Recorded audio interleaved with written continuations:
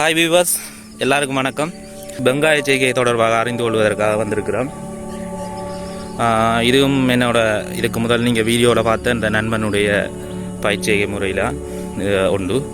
இதில் வெங்காயம் செய்கிறாங்க. அவங்க இரண்டாவது கட்டமாக அவர்கள் செய்கிற இந்த வெங்காயம் தொடர்பாக என்ன மாதிரி அவங்க இதுக்கு என்ன ஆரம்பத்தில் எவ்வளோ முதலீடு செய்கிறாங்க, இப்போ எவ்வளோ காலமாக இந்த வெங்காயத்தை பயிரிட்டு எத்தனை நாள், இதுவரைக்கும் அவர்கள் எவ்வளவு இந்த வெங்காயத்திற்காக செலவு செய்திருக்கிறார்கள் என்ற விடயத்தை இந்த காணொலியில் பார்ப்போம்.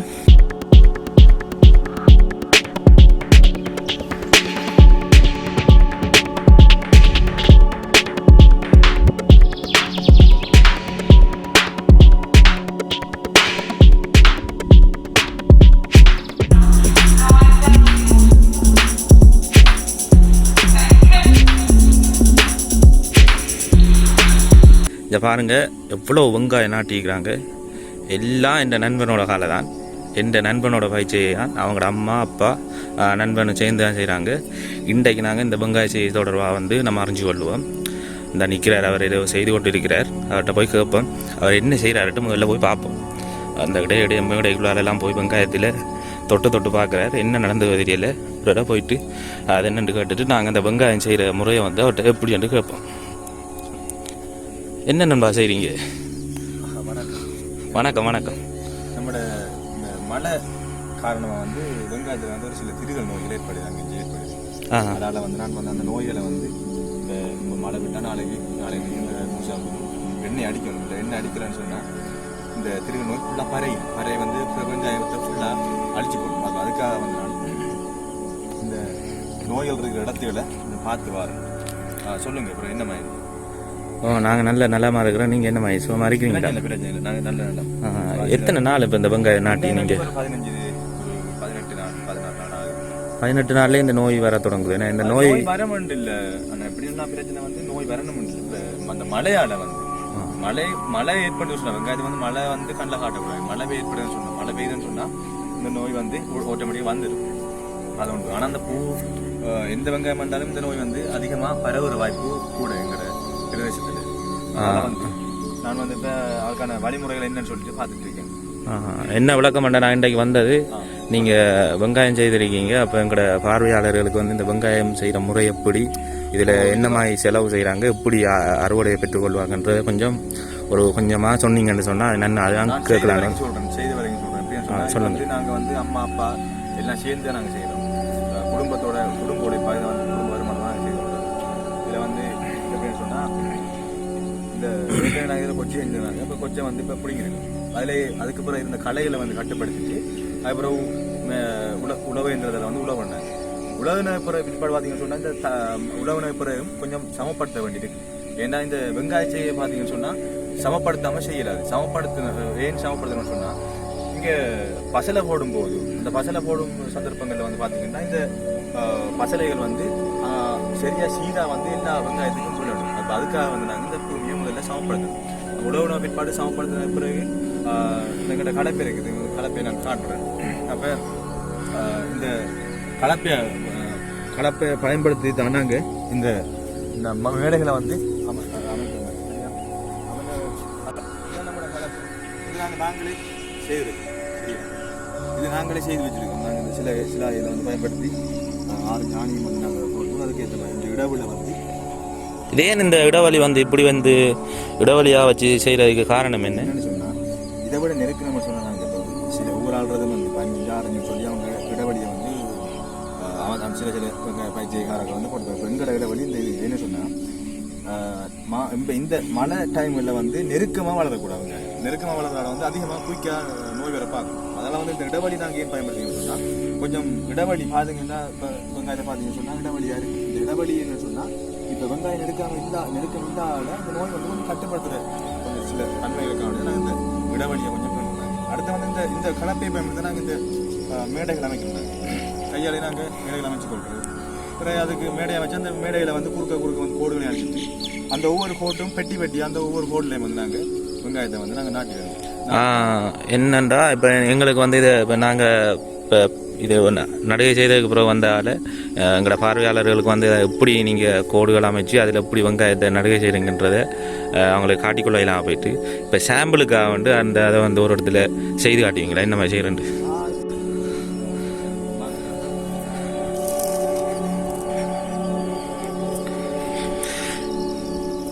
இப்போ நீங்கள் இதில் நடுகைக்காக வேண்டி எத்தனை கிலோ வெங்காயத்தை பெற்ற நீங்கள் இதில் இப்போ எத்தனை கிலோ வெங்காயம், அதாவது நீங்கள் இந்த வெங்காயம் இப்போ நடுகிறது நீங்கள் இப்போ நாங்கள் எப்படின்னு சொன்னால் இது வந்து நாங்கள் 3 அந்தரம் எடுத்தீங்க.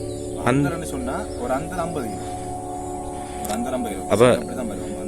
அப்போ நீங்கள் 150 கிலோ பெற்று அது முழுமையாக 150 கிலோவா இல்லாட்டி அதை விட குறையுமா? இப்போ கழிவுகள்லாம் அதை கழிச்சு எடுத்தா ஏன்னா வெங்காயத்தில் வந்து அந்த ஓலையோடு தான் கட்டியிருப்பாங்க, விதைக்குன்னு சொல்லி ஓலையோட தான் கட்டியிருப்பாங்க. அந்த ஓலைகள் கழிச்சு எல்லாம், ஆனால் அவங்க அதுக்கேற்ற மாதிரி 150 கிலோக்கு ஏற்ற மாதிரி தருவாங்க. இருந்தாலும் சில கழிவுகள் கழிஞ்சாலும் 140 கிலோ, 145 கிலோ அல்லது 135 கிலோ வரும் அப்படியும் வரும்.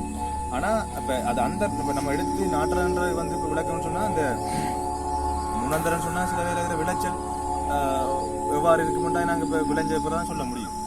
ஏன்னு சொன்னால் சில வேலை நட்டப்பட்டும் போடலாம், சில வேலை லாபத்தையும் நாங்கள் பெற்று போடலாம். அது கட்டி காட்டு நீங்கள் பாருங்கள். சொல்லுங்களா அதை எவ்வளோ அந்த மேடையை வந்து இப்போ ஒரு சைடு போடா இழுத்து போகிறோம்னு சொன்னால் இழுத்துட்டு திரும்ப அதுக்கு பிறகு இந்த ரோட்டில் திருப்போட குறுக்கு போடணும் அடிச்சுட்டு இப்போ இந்த ஒவ்வொரு பாக்ஸ்லேயும் இந்த ஒவ்வொரு பெட்டிலையும் தான் வந்து நாங்கள் வெங்காயத்தை வந்து நடக்கூடிய மாதிரி இருக்கு. அந்த ஒவ்வொரு அந்த இடைவெளிக்கு நீங்க பார்த்தீங்கன்னா வந்து நீட்டாக வழியாக நாங்கள் அதுக்கு மேலே அப்போ இந்த சதுரத்தின் ஒவ்வொரு மூலையிலையும் வந்து ஒவ்வொரு விதையா வந்து நீங்கள் அதில் குத்துவீங்க, ஒவ்வொரு மூளையாக குத்திட்டு அதில் தான் இதுன்றீங்க. ஒவ்வொரு இடவெளியில் வந்து நாங்கள் அந்த விதைகளை நாட்டிப்போம். அறுவடை செய்யும் போது கிடைக்கிற அந்த மேடைகளை வந்து பிடிக்கும் போது ஈஸியாக இருக்கும். அந்த இடைவெளி வந்து சொன்னால் நம்ம வேலைகளை வந்து இலகுவாக செய்யறதுக்கு வந்து நாங்கள் இந்த இடைவெளிகளை வந்து பார்க்கணும். இந்த பெரிய இடைவெளிகள் வந்து உங்களுக்கு வேலைகளை இலவாக்குவதற்கும் மற்றது பசலைகளை போடுவதற்குமாக அவங்க இந்த இடைவெளிகளை விட்டுறாங்களாம். மற்ற பாருங்கள், வெங்காயம் வந்து 18 நாள் வெங்காயம். இந்த வெங்காயம் முளைத்தது வந்து குறைவாக தான் காணப்படுகிறது. இதில் இருந்து நீங்கள் இப்போ இவ்வளோ வெங்காயம் நாட்டிருக்கிறீங்க, இன்றைக்கு நீங்கள் நாட்டி 18 நாள்னு சொல்லியிருக்கிறீங்க. இப்போ இதில் இருந்து நீங்கள் முழுமையான அறுவடை எடுக்கணும்னா எத்தனை நாட்கள் செல்ல வேண்டும்? 2 மாதம் என்று சொன்னால் 60 நாட்கள், 55-60 நாட்கள். நாங்கள் வந்து கிழங்குக்கு வந்து அறுவடை செய்ய முடியும். ஆனால் 35 நாளைக்கு பிறகு 35 நாளைக்கு பிறகு வந்து நாங்கள் ஓலையை கட்டுவோம். இப்போ அண்மை காலமாக வந்து அந்த வெங்காயத்தில் ஓலை வந்து பிரபலமாக காணப்படுது. பெரிய ஹோட்டல்களிலையும் உணவுக்காக பயன்படுத்தி கொண்டு இருக்கிறாங்க. அப்போ 35 நாளையும் பின்னர் வந்து இந்த ஓலையை அறுவடை செய்கிறதால உங்களுக்கு லாபம் கிடைக்குமா? லாபம் கிடைக்கும். எவ்வளோ ஆண்டு கிடைக்கும் இல்லை, ஏன்னா ஒவ்வொரு நாளும் ஒவ்வொரு விலைகள் தீர்மானிக்கப்படுது. எங்களை கிழக்கு மாநிலத்துக்குரிய வர்த்தக நிலையங்கள் வந்து ஒவ்வொரு நாளும் ஒவ்வொரு விலைக்கு தீர்மானிக்கும். ஒரு நாளைக்கு 50 ரூபா இருக்கும், ஒரு நாளைக்கு 60 ரூபா இருக்கும், ஒரு நாளைக்கு 45 ரூபாய் இருக்கும், ஒரு நாளைக்கு 40 ரூபாய்க்கும் வரும். அப்படி ஒவ்வொரு நாளும் ஒவ்வொரு விலைகளும் தீர்மானிக்கப்படுது. போகிற விலைக்கு ஏற்றார் போல எங்கள் லாபங்கள் வரும். அந்த கொடுங்க இப்போ இதில் வந்து நாங்கள் கிடைக்கிற அறுவடைக்கு ஏற்ற போல கிடைக்கின்ற கிலோக்களுக்கு ஏற்ற மாதிரி நாங்கள் லாபத்தை பெற்றுக்கொள்ளலாம். அப்போ சொல்லியிருந்தீங்க 60 நாளில் வெங்காயத்தில் அறுவடையை வந்து முழுமையாக பெற்றுக்கொள்ளலாம்னு சொல்லியிருந்தீங்க. கிழங்குக்காக பிடுங்கும்போது 60 நாட்களை விட கூடும் என்று சொன்னால் அந்த அறுவடையில் வந்து பாதிப்பு வருமா, அல்லது அது அவ்வாறு கூடுறது உங்களுக்கு இன்னும் லாபத்தை பெற்று தர்றதா இருக்குமா? 60 நாள்ன்றது இப்போ சொன்னால் உங்களுக்கு அதை விட கூடாது கடைசி வரைக்கும். அதை விட கூடான்னு சொன்னால் இப்போ மழை இல்லைன்னு சொன்னால் நாங்கள் போடுவோம்.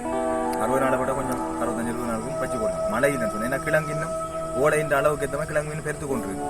கிழங்குக்காக வேண்டி விட போகிறவங்கன்னு சொன்னால் அந்த 60 நாள் தாண்டி நாங்கள் போடலாம். இப்போ கிழங்கு, அதாவது கிழங்கு முழுமையாக வளரலைன்னு சொன்னால் நாங்கள் 60 நாள் தாண்டி போடுவோம்.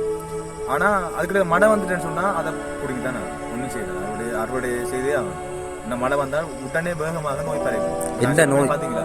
இப்போ இந்த சின்ன வளர்ச்சி குறைந்த இந்த பருவத்திலேயே அதிகமாக நோய் ஏற்படுற தன்மை வந்துட்டு அதே நாங்கள் மழை ஏற்பட்டு கொண்டு மழை வந்துட்டே இருந்தால் நாங்கள் அறுவடை ஒரு 35 நாள் வரைக்கும் எண்ணெய் பத்திரைகளை விட்டு அந்த அறுவடை இதுகளை வந்து நாங்கள் வந்து கட்டுப்படுத்திட்டு உடனடியாக எந்த நோய் வந்து இதை தாக்கும்? இந்த 60 நாட்களுக்குள்ளே அல்லது 60 நாட்கள் மேலேயோ அந்த ஓலைகள் சாய்ந்து சரிந்து கிடக்கிறது. திரிவு பெரிய நோய் இதண்டு இல்லை, இப்படி தான் கொஞ்சம் ஆரம்ப கட்ட நிலையில் இப்படி தான் இருப்பேன். அப்போ இதுக்கு நம்ம எண்ணெய்களை விசிறும்போது கொஞ்சம் கட்டுப்பாட்டு வருவார். இதில் இருந்து என்ன செய்யணும், இப்போ இடைவெளி கொஞ்சம் கூட இருக்கிறதால கொஞ்சம் கட்டுப்பாடு இருப்பேர். இது கொஞ்சம் இன்னும் அடர்த்தியாக வளரும் போது ஓடைகள் அடர்த்தியாகும் போது இன்னும் வேகமாக எல்லாத்துக்கும் பரவக்கூடிய சந்தர்ப்பம் இருக்குது. இது வந்து நாங்கள் இப்போவே அதுக்கான எண்ணெய்களை வந்து பச்சளைகளை வந்து வீச வேண்டிய சந்தர்ப்பம் இந்த சூழ்நிலை இருக்குது.